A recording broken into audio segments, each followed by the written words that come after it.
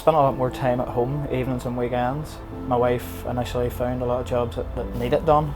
My daughter's getting married next year, so she's getting a house organised, so whenever this is over, the focus will all move there.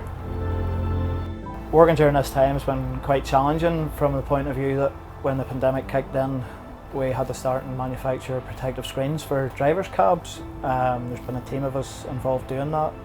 To be honest, I'm genuinely thankful that I've been able just to come and do my job at this time. The way I look at it is I've been part of a team who's been a small part of keeping a service running, and if drivers are feeling more safe and secure in their working environment, then I've done my job.